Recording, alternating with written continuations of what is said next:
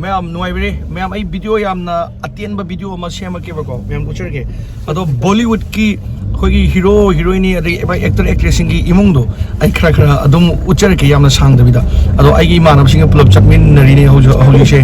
सिदा शुभम ले अदुगा सिदा आई मानब मनिंगीदा कानन थोरा साइड जो डॉक्टर कानन ले अदो मोइसे मुंबई उचांगातने अदो मुगी बॉलीवुड की फिल्म हीरो हीरोइन की इमुंगदो खरा उचरके यामना तेना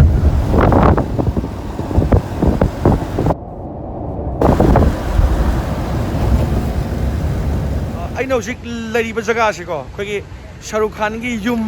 ममांगदने शाहरुख खान की इमुंग से ममांगदने बा आदेसिना समुद्र लेरे सिदा आगी मानबा डॉक्टर कानन मुगी इमुंग से इमुंग से मोई इमुंग ममिंगना मन्नत कोय मन्नत आई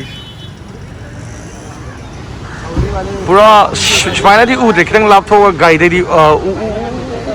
उई मोई मी मैम येंग बलाए तो असी से मनत से अखोने साइड से ममांगदा तो असी बिल्डिंग के शाहरुख खान की इमुंग से फी फौरे कनाई फी नुंग ऊपर दार खंदिने फी मारो सी हौजिना मो सलमान खान की अमु उलगे शाहरुख खान की बर्थडे नुमित को असी की सिदमा लेप खलगा मैम दा हाय हेलो गाना स्माइनगा हाय एंड हाय अखोगी मानबना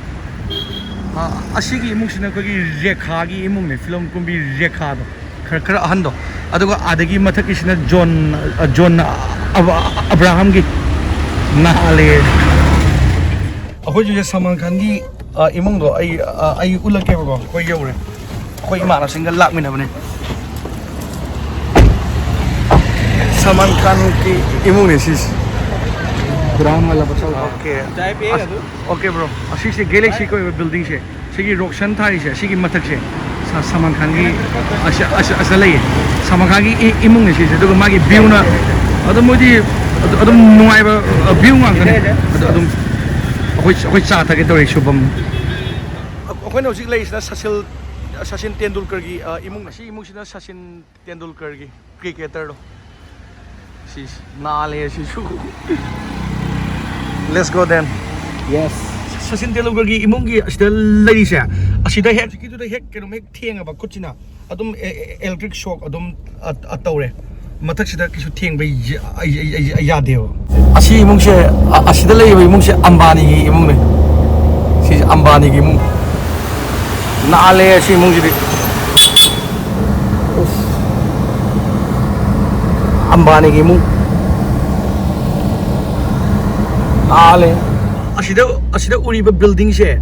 तो आदगी लाइट से तो असिदा उरीसिना केनोगी करण जोहर की इमुंग ने बको अदुदुग मागी साइड ता लैरिसिना आमिर खान गा केनोगा टाइगर शॉप की मुगी इमुंग बिल्डिंग अमतदा ओइबा असी बिल्डिंग से मोय अनि अहुम लैबाइता